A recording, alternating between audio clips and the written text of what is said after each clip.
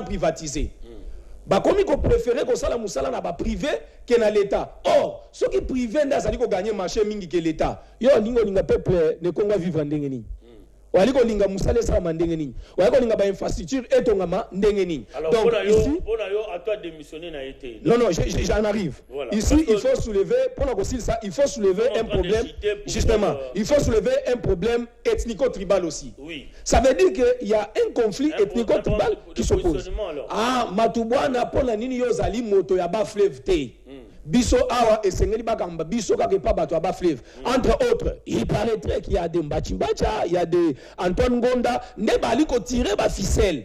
Tout sauf Matubwana. Nous disons ceci. Ce qui Matubwana alingami et pas peuple ne Congo te, peuple a manifesté yango. Peuple a manifesté yango. Non, tout le monde a marche. Tout le monde a projeté les Kamouté. Nous ne pouvons pas parler dans le futur. Tout le monde a marche, tout le monde a foule, mais tout le monde a peuple de Congo, côté les Mela, à tout Matubwana. Et nous allons tirer des conséquences. Et j'appelle au président de la République, il y a une situation au Congo central, parce que le gouverneur a représenté. Le gouverneur a représenté le président de la République de la province. Que le président se saisisse de ces dossiers et puis qu'il puisse nous donner gain de cause. Oui, bien que le président ait acquis de ces dossiers, merci Fortuna Mukendi pour tes analyses. Ndeko Pati, Bandeko Bautu Golubayango, en l'eau et large, à ce niveau ici, sur le rôle de à tous les Cameroun. Parce que l'Union se dit bandé Bessou, Kalango, côté démissionné, côté sexe tape, côté population ya Congo central, makele l'on a tout Merci papa la communication na motuna malamu naza vraiment na ba commentaire rebelle ya ko sala wana te po esi bandeko balobi presque o isenga ki déjà baloba yo so ko la atu po na minute on na ko yebisa atu ki aiba na ko senga na gouverneur atu Matubwana aiba ki pouvoir ata mokonzi ko le Félix Antoine Tshisekedi isa pédagogie. Ce n'est pas pour rien que c'est la pédagogie. Tu vas comprendre yango na pratique siko. Pouvoir faire c'est la pédagogie, mais on comprendre on a pratique. Yango mona ko senga bango nyo surtout ba yeba na kotambola conformément c'est leur volonté à peuple. Ceux qui ba komi na bisiko baza ko kamba wana eza na makasi na bango te. Eza na ngolu ya Nzambe longo na peuple congolais oyo aza ko luka kimia e ba ko ingelo kati ya mboka wa ye. D'abord aye azam ta FCC boto ba peuple de terme ta FCC aya candidat indépendant. Muta FCC ba chagi mbacha azwa te bon. Déjà nire à tout déjà ko déranger. Biso to lingi makambo ya régime passé te. Ozala na tendance politique ce qui a FCC cash yango ezali intérêt pour na ba congolais. Peuple congolais intérêt na ezali ndé changement et ba ko ingelo kati ya mboka ye. Quelle que soit connotation politique na yo. Et loko e bomi régime passé yango wana. Balata ki ba tendance na ba connotation. Moi na mboka Félix Antoine Tshisekedi aye na pédagogie. Pédagogie est pour na koluka moya ko songisa mboka na nzela pe na molongo. Yango na biki ba ko comprendre yango na pratique parce que bientôt là wa pratique ya pédagogie moi na mboka Félix Antoine Tshisekedi eza ko banda. Mais nesi na yebi yango parce que na zali moko on a bunda bitumba yango elongo na ye. Yango na sengi na ye gouverneur à tout. Balata ndé souci ya intérêt à peuple. Toboyi connotation politique. Toboyi ba système tribal wana o bango baza kolata. O lukola zali mutu ya ba fleuve te, to luka moye ba longola ye, ba tela biso mutu ya ba fleuve. Non, pas conflit tribal wana ça ne paye pas. Les Congolais c'est pour les Congolais. Congo est mboko ya biso, mboka ba koko na biso bolikango, un genre de Dieu batikela biso ba Lumumba, ba Kasavubu batika yango te pour lelo ba to kabola yango. To mona ki ba acte o ba perdre de l'indépendance balakisa à l'égard ya mwana mboka Lumumba na table ronde tango bakangaki na ngumba ya Belgique ba lukaka ko luka moye ba senga ye aya avant ba participer na table ronde. C'est là qui prouve que non bazalaki na bolingo pe na unification. Boni lelo ba inia Congo bidongolo miso mitema likundu elati ba congolais makasi likolo ya mboka bango moko mais boni ba ko sa ko boni soki ba ko continuer boye wana ba ko bongisa Congo abiso te. Congo abiso dans la bosenga bomoko pe tambola elongo yango loko mona mboka Félix Antoine Tshisekedi ayena yango wana yango moni bidongolo miso bateleme bile bakomi kosela iki mutema liku la pratique ndeko pati ndeko utigoloba ndeko Benoît tout côté rapidement dossier yo nanto mona ngote na monde premier ministre qui boude le président de la République. Oui, merci ndeko Pape Thierry avant na bandana mutuna nayo nalingi na rebondir moke pour dire que problème ezaka na ba Congo te. Quand je vous parle, c'est presque toutes les provinces. Maintenant, nous, on a compris que bazo distraire biso. Voilà. Bazo distraire biso pour tout ça la musalate parce que tant conflit ça dans tous les côtés. Mais bon, non, c'est ça que j'ai dit. Bon, d'abord, bon ça la musalate nini parce que vous avez un conflit du jour au jour. Voilà. Ce que na l'omami, au coup que Stéphane Mukumadi a un problème très sérieux. Azo kanana ba député te tilelo oyo azate. Ce que na Kasa oriental au coup que Jean Maweja, il a des problèmes très sérieux. Peuple azoloba koto député provincial koto. Ce que na kana Congo central tant loba d'ailleurs azali société gouverneur ya Congo central. Biso d'ailleurs parti nangai a aligné déjà gouverneur na vice-gouverneur. Alors tu aligné parce qu'il y a ça déjà té. Azate tu sois aligné kalami que ceux qui m'ont mes salami na banzi que le quoi tu appelles majoritaire na kwewana tu appelles na gouverneur na vice-gouverneur parce que tu as déjà na questeur pour na RDT. Voilà, j'ai pas dit RDT. Alors je vous dis, il y a des problèmes, c'est partout. Ok, na bande, nous n'en parlons pas. Parce que nous, on a compris que FCC a joué Bagé de manière à ce que tout travail était, a joué distraire et puis on a conflit, non seulement dans la province, même à la capitale. Des problèmes partout pour tout travail, mais surtout Timbela Bango, na yébike, donc mettre fin à Babilo qu'on soit. Dossier, il y a Premier ministre. Na sortie médiatique, sortie médiatique à travers porte-parole naé. En tout cas, na sepela quitté. Na sepela quitté. D'abord, il y a bêtise à Liboso. Bêtise à, en fait, bêtise à Bibalé. Il y a Liboso, je m'excuse, il y a Liboso. Il y a qui boyebi a signé qui au nom du gouvernement tout sans que conseil des ministres va débattre sur ça. Na avis o ibatinda qui a ça. Yemo yeba ki makamwana. En tout cas, atenaki ba propos o to sepela ki nangote. To chaki na se. Mais à revenir le sous na dossier oyo, il y a ordonnance mon konzamboka signaki. Alors na ebité nani atindaki ye na katanga po asala mission de service kuna.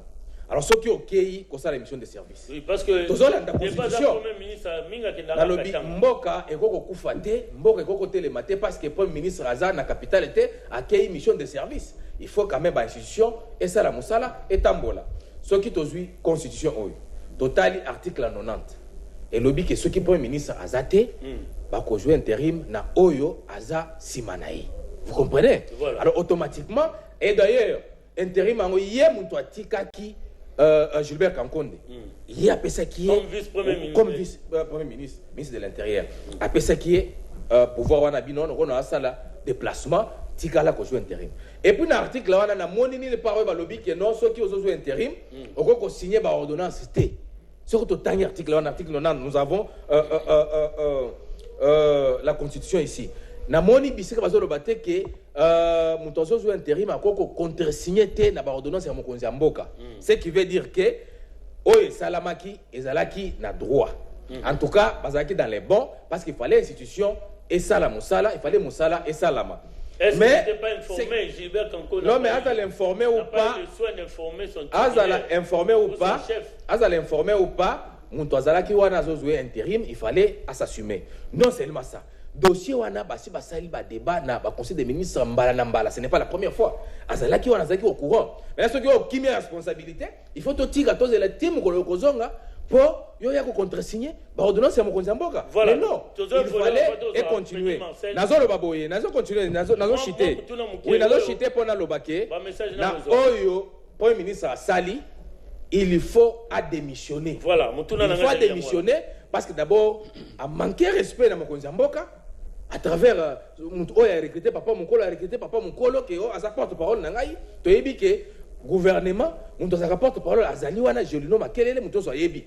Maintenant, hier, Akei a sali sortie médiatique à travers papa wana, azuika papa ya batu mukolo a recruté ya lobino comme porte-parole nangai pour que ne koloba ba bêtise na média. Afinga mokonzi mboka. Yango to lobi il faut démissionner et puis s'il s'agit de faire démissionner ba ministre nyonso de manière à ce que tout ça là gouvernement il faut mais ceux qui a démissionné ça chef du gouvernement sera démissionné automatiquement. Voilà. Freddy Marcel, tu as le même avis que Ndeko Benoît. Ils ont avis, ils ont partagé par tous les Congolais. Au moins, ils ne peuvent pas diriger Mboka, c'est là qu'ils mèrent à Batouté. Mboka est à Mola, bon, tu as Mouki, non, moi, sinon, baby, c'est là, ils mèrent tout le monde, non, moi, Panzaki, téléphone, à Oya, pour mettre en haut sur les deux à l'institution Mboka. Mboka est à Mola, Kanami Beko. Et biso il faut tous à la autorité tous à la respecter à mibeko wana. Nous avons une constitution qui établit toutes les règles. Nous avons une loi où ils ont complété la constitution. Voilà. Premier ministre a évacué une exclusivité à contre-signe. Le contre-signe exact que ce que ça le contre-signe exact yom toza auteur ya acte wana. Le premier ministre ne statue pas par voie d'ordonnance. Il faut aller bayango. C'est le président qui statue par voie d'ordonnance selon l'article 79 de la Constitution. Voilà. Et en plus, si le premier ministre n'est pas là, la Constitution est réglementaire déjà problème. Il y a le ministre qui a la préséance. Et loi, il y a 20 mars 2020 sur le fonctionnement, la collaboration entre le gouvernement et le président de la République. Voilà. Ils ont déjà établi, ils ont déjà parlé d'intérim. Et en cas d'intérim, ceux qui sont premier ministre, c'est la le FCC veut nous faire croire quoi? Comme il y a une nomination dans la magistrature, dans l'armée, il fallait pas partager entre FCC et Nakash. Armée et Zala. Mais l'armée nationale, c'est apolitique. L'armée républicaine, il y a une armée dans la magistrature, il y a une couleur politique. Ça ne se fait jamais. Ça ne se fait jamais. Ndeko Freddy Toyebi que tous les généraux Moussou pro nani, tous les généraux Moussou pro nani. Il fallait quand même pas kabola pour la. Il fallait pas généraux. Il y a au monde des généraux au bamipesa qui ba couleur politique, ils ont été écartés. On n'a pas fait comprendre que l'armée est républicaine. Qui avait recruté les nominés? Il n'y a pas de recrutement. Il n'y avait pas eu de recrutement. Et ça, c'est une carrière. L'armée, la magistrature, c'est une carrière. Et c'est aux omata. Ce que moi, la magistrature, ce qui va recruter, le premier substitut du procureur, premier président de la Cour de cassation. Et ça, comme ce premier président de la Cour de cassation. C'est toute une carrière. Il y a un FCC pas faire comprendre il y a un massacre avant-hier dans Sud Kivu. Mais apparemment je n'ai pas que la sinon relais shawarma na parlementaire. Azolia ka shawarma parce que silence radio bazolo belate.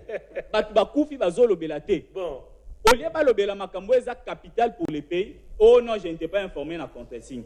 D'où biso na kati ya collectif d'action de la société civile, to moni il y a crise des alliés. On ne doit pas se voiler la face, il y a crise et cette crise devient persistante. D'où il faut se mettre autour d'une table pour parler. Il faut parler. Il y a tous qui jouent par les 12 parlementaires. Il faut que le collectif d'action de la société civile casque te proposer. Il faut dialoguer parce qu'il y a une crise. 12 parlementaires, ça c'est la proposition. Non, la proposition du casque. Ouais. Et ça vient aussi confirmer thèse. Il y a 12 parlementaires, ça y est sorti médiatique. Dialogue non pas pour partager des postes. Parce que tu es bien un dialogue et ça a partagé. Non, ici il y a beaucoup de. Quand le FCC a marché pour appuyer l'institution. Il y a beaucoup de choses. Il faut que la guerre avant tout ça pour en 2023. Et ça c'est dialogue où il y a élection pour dialogue et là comme on oui puis qu'il y a recommandation beaucoup de recommandations au Conseil national souverain si le tika ko mettre en pratique. Les Congolais basal sous député. Tous les Congolais makambo politique ils ont s'intéresser bon. Tel là dossier d'entreprise publique. L'entreprise publique ils sont maintenant dirigée par des politiques. Au lieu de vrais professionnels, batia bango wana sur base ya recrutement, appel d'offres, baza continue à déléguer à parti politique. Pour quelle fin? L'entreprise publique ne sont plus pilotées. Baza repère ça rendement moko bien té. Le lot question ya tribalisme. Tribalisme comme il m'a cassé na mboka. Pourquoi? Parce que dans des exécutifs provinciaux, baza continue à originaire. La question est ce que ça discute autour d'une table que la prochaine élection, avant qu'on parte aux réformes, tu aurais réformé par exemple, il y a scrutin, il y a gouverneur, il y a province. Tu reçois l'élection qui est passée par nomination. Tu retiens non originaux, il y a province, qui est dirigé. Vous avez nous battu na Katanga, nous Katanga battu na Sud Kivu. Au moins, il y a problème, il y a belé na province et que vous allez sous-souter.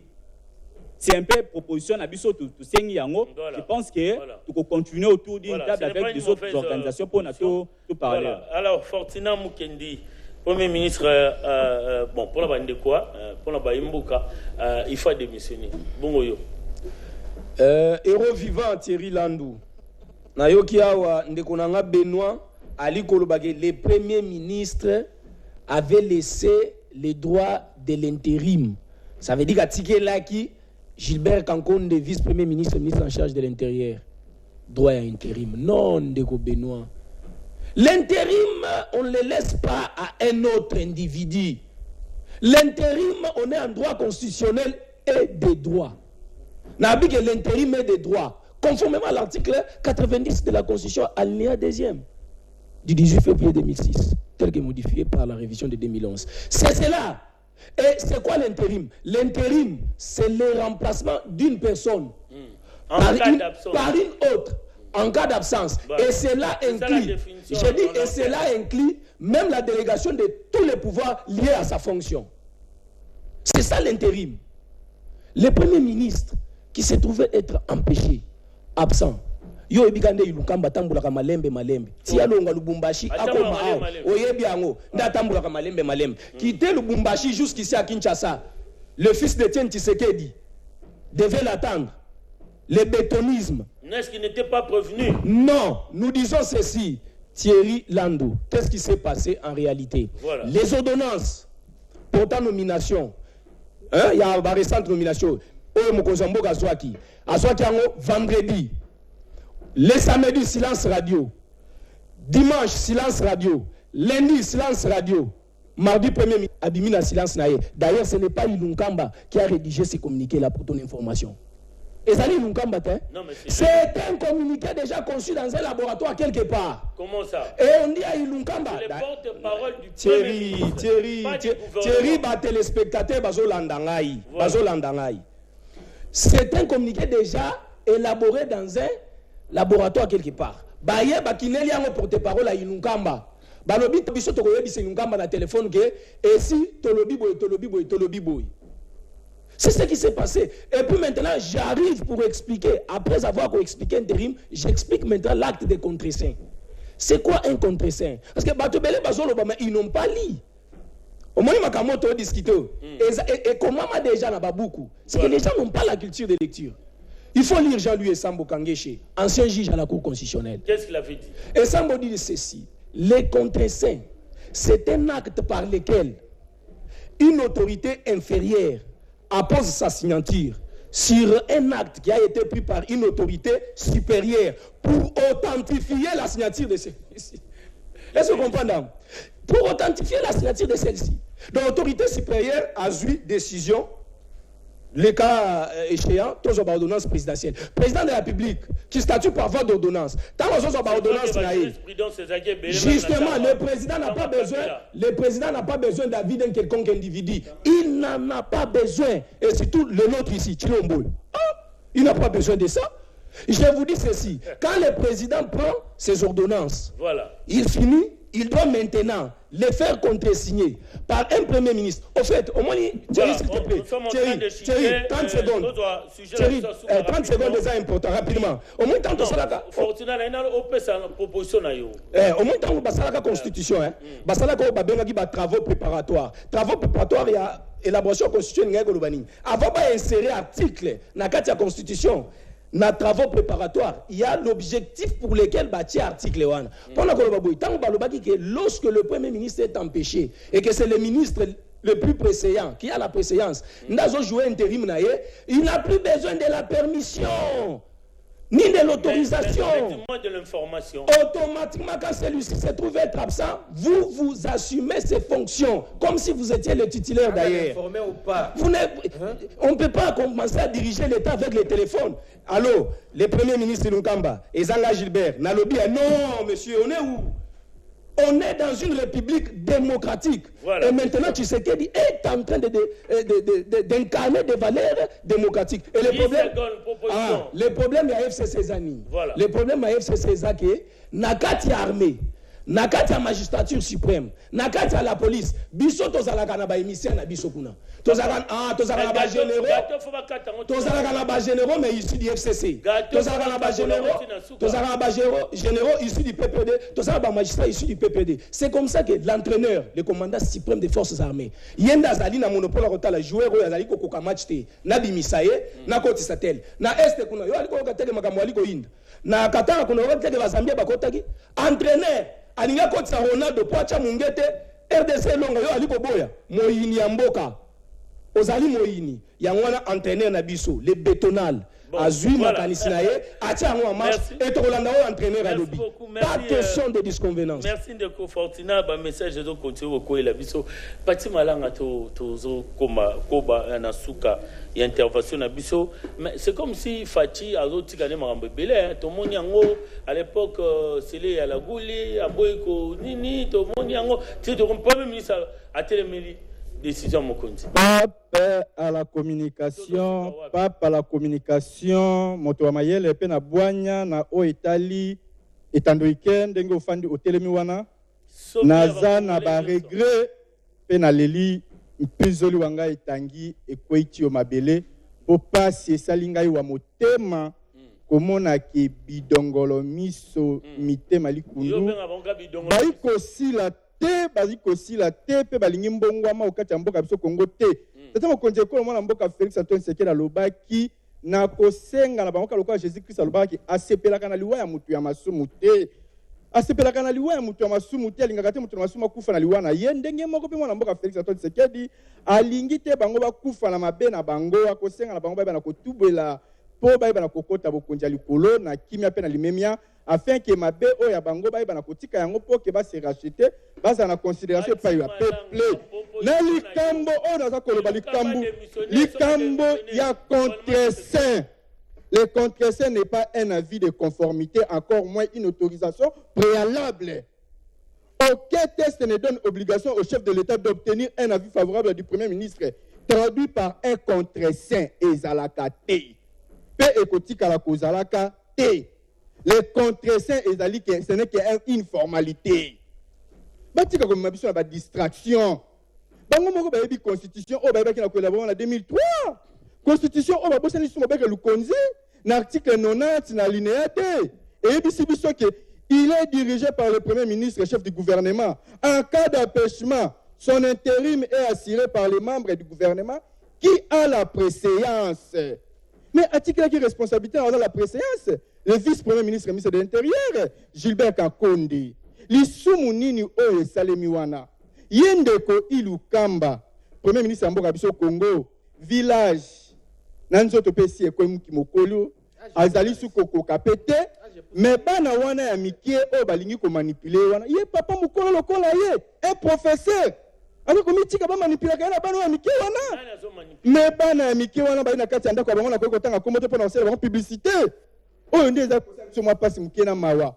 Bango balingi na biso na système ya 1+4. Ozaki régime ya ba rebelle na ba bazaki na kati ya pouvoir. 1+4 c'est normal parce que y a ba kasi ba teki bitumbala ba guerre par-ci par-là. Ba ye ko sala oya bango coalition va travailler dans l'ensemble par rapport à l'élection. C'est normal, il ne faut pas Kabola dans la poste régalienne nyonso. Mais autre comme il y a une voie démocratique. Donc comme il y a une élection, et je suis en train de partage les postes régaliennes, Ezali na obédience chef de l'État. Il faut voler donc chef de l'État a un pouvoir discrétionnel au poste armé.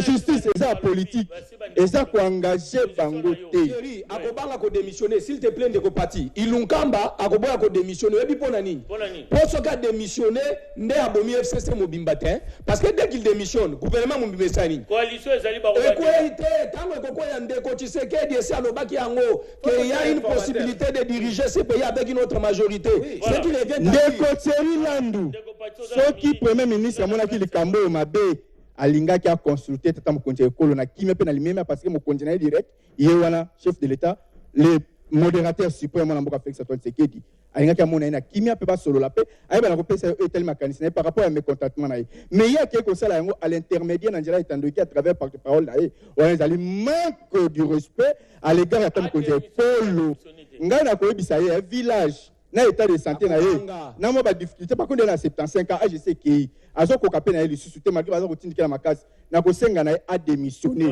ce qui a moni à vie ce qui a moni parce que dernier dossier rapidement ordonnance à tata okonza ekolo eza inattaquable ba ko taquer yango te pe ko tika ko dala attaquer te ce qui a santé te a démissionner na limemia pe na kimia nyonso na 15 cas ba déconfiné na plus de 8000 cas et en fait, dans 15 cas confinés, dans plus de 8000 cas déconfinés. Alors, pratique, il y a recommandation mokonza mboka likambo ya kelasi. Bien qu'il faut la classe montante, mais comment ça va se faire? Tout le monde na couloir qui mbuta jour on a fait ya rosarana te kashine ezate tout le monde na marche ya bande ko na biso ya FCC kashine ezate donc finalement corona ezate. Merci Pape. J'aurais suivi que j'aurais suivi que Ilunkamba senga ki audience c'est pas mokonza mboka koyaki. On a évité soki et kozalande nini. Voilà. ayamba ye mpo na nini ndeko Na évité soki kozalande nini na conseil des ministres ya vendredi. Oui. Vraiment va recevoir Ouais, mais c'est possible parce que a manqué respect dans mokonza mboka. Alors tout ko tolérer to kende na yende ngwana a commission ki moi likambolia ya kokutana mokonza mboka, il faut ça la sortie médiatique à travers papa wana to éviter ce qui papa privé à recruter à la porte-parole on ne comprend rien aussi longtemps que tozana porte-parole du gouvernement o ya kokoloba au nom du gouvernement. En tout cas, j'avais vu que mokonza mboka ayoka kabiso, ayoka peuple congolais, a moni pe passi ya peuple congolais. Voilà. Yango moni a étudié, a sali vraiment ba étude de faisabilité, a trouvé que il faut tout déconfiner de manière à ce que mboka et vivre parce que n'oubliez pas que tous na crise moko na niveau moko ko sakanaté bien que crise mondiale mais quand même il faut total la paramètre nyonso wana. Yango moni mokonza mboka lobi en tout cas il faut tout déconfiner mais to bossa na te que maladie ezali parce que ndenge na mona kipe image ndenge moko nayo image na kimbuta non seulement na kimbuta nazaki na bandal na émission côté ya mola wana batu ba sepeli comme si ezaki fête na yebisi ba que mes frères et sœurs malades ezali il faut tout respecter ba conditions. Voilà, c'est pour la condition du gène. Ah oui, mais il faut pas tout na biso ngai na yebi bo yebi pe moko na bino ya ba journaliste ko kota nkombo mutu awate abela pe maladie wana ayoka bi abika. C'est pour dire que maladie ezali biso to mona bat o babela coronavirus ba musu ba bika musu ba kufa. Alors c'est pour dire que il faut ti ba déconfiner awa, il faut to tia na mitu na biso que maladie ezali to se protéger. To pesa na bambotete, to za na bakashine et puis de manière à ce que to épargner bande ko na biso mususu na maladie wana. Mokonza mboka azui vraiment décision wana ya ko déconfiner mais to landaki bande ko na biso mususu ba passer mususu ba lobaki ke oh pona nini ba bandaki kaka na baba banani ba bana ba église. Non mais mokonza mboka a étudier makambo nyonso wana monique le quoi ba église bazwa ka ba belé. Il faut tout étudier avant de déconfiner ba église nyonso wana. Il faut bango nan ba pasteur ba meka côté ya bandimi na bango ba lakisa bango ba mesure du gène nyonso de manière à ce que tant ba kozonga il faut ba yeba que maladie ezali. Ce n'est pas mauvais. Les 15 ce n'est pas musika, c'est d'ici là les 15 ba kozonga. Mais il faut toujours te respecter ba geste barrière nyonso, te respecter ba condition du gène de manière à ce que maladie wana se propager na mboka na bisote. C'est ce que nous devons souligner parce que ceux qui vont déconfiner, automatiquement maladie est silité. Maladie est silité. Maladie est silité, il faut expliquer au peuple congolais que maladie est zali. Et puis rapidement Freddy, réalisation Salinga Dassine et Toromina Souka. Pourquoi n'attendre pas rentrée normale ils ont prévu dans le calendrier le 2 septembre que ban bazon asiko tous ces abacharges. On est à stratégie ya Willy Bakonga. Abundi tellement pour la rentrée académique. Il y a des partenaires bazawana. En tant que promoteur école. Mais année attends bana batangite to bana ino na ba grève ya makambu ya gratuité enseignement. Bana batangite ba grève ça mi mars bakangi école, il fallait kaka to banila année académique. Moi je suis contre rentrée scolaire plutôt na rentrée académique. Je suis contre ça. Pour na bana batangite bakokena ko sala ba examen batangi nini. Parce que c'est un système éducatif. Il fallait année scolaire. Mais la même classe. Tout le monde dans le pays, Ouganda, année scolaire. Voilà. Et bon, on vient de problème, c'est le pape. Rapidement. Le pape. La population, la population, exiger certificat et test à coronavirus avant tout voyage na $30. Non, ce n'est pas vrai. Oui, au moins nous communiquer à INRBT. Communiquer à INRB c'est à $30 pour donc na minute avant voyage il faut en go pas $50. Taxe à Kimbuta $5. Que ce soit les vols nationaux que les vols internationaux plus $30. Il faut foutre à $30 à test. T'as la passe wana. Yango to senga bakonza mboka. Bakonza mboka docteur il paraît muta dirige ka INRB. En tout cas, décision, on a vraiment $30, c'est beaucoup. C'est gratuit. Bazu ba mongo ya ba financement ba partenaire extérieur. Ba installer biso ba place ya ba test, tout ça là ba test, c'est bien avant de voyager, il faut ba état de santé non. Mais $30 c'est beaucoup. Mon wana bosengi vraiment boye ko bakisa sous passe pas population na merci beaucoup, merci Freddy Marcel ndeko Fortina mutuna moko kaka ba imboka ba rotuna mais awa ba taxi zongi lisusu 3 personnes à ciment ba matanga oyo bien que ba lobi corps esukaka na morgue mais tout moni ndenge nini ba matanga zongi nango lisusu donc to lo ba ke corona ngondere ezalaki nango te. Ndeko Thierry yambona ya nula na question de confinement na kozonga na ebisa ndeko Pati rapidement na ebisa pe ndeko Benoît que ilunkamba ko démissionner te pona nini peut soka démissionner ba koluka balo balisusu ke bakatange baza en tout cas ba vrai très voilà. Donc, on a fait un peu de soka démissionné mon konzamboka konomé ce informateur conformément à l'article 78 de la Constitution pour na eko ka identifier majorité sika. Mais pour le likambo etali de confinement, communiquer en fait ngana ba communication ya ba ba aliko kamba riposte ya coronavirus ba aliko sala ngo bien te. Na ebiso ke batindi batu na terrain o bango bazoko contrôler pour un masque ba ebi ke tel corona eko zoyer te.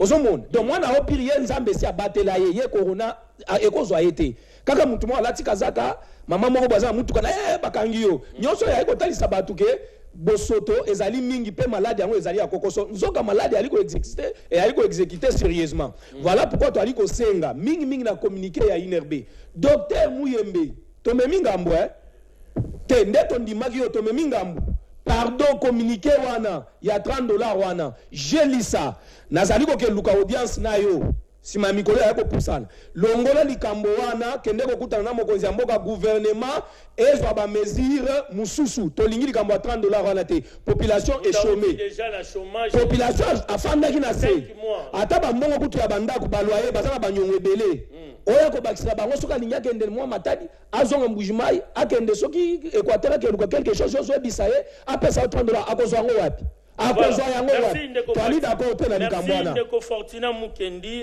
Pati Malanga tosukisi na yo likambo ya déconfinement oyo. Merci papa la communication.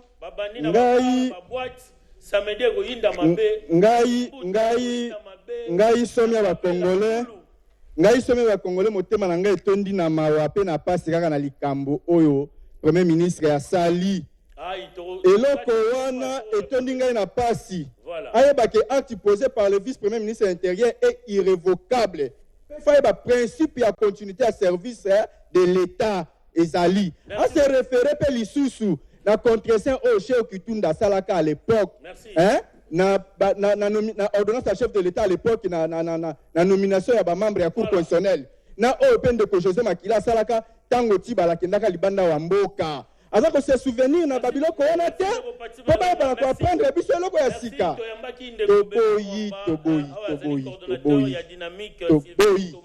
toyami ndeko Freddy Marcel mouvement citoyen et coquille et pe ndeko Fortina Mukendi analyste politique proche ya pouvoir soki nzamba zongi tenga na okuta na bino sûrement mkola lobby en tout cas programme nde eko fixame et pas ya dipo na biso Armand Buka na biso mbote merci na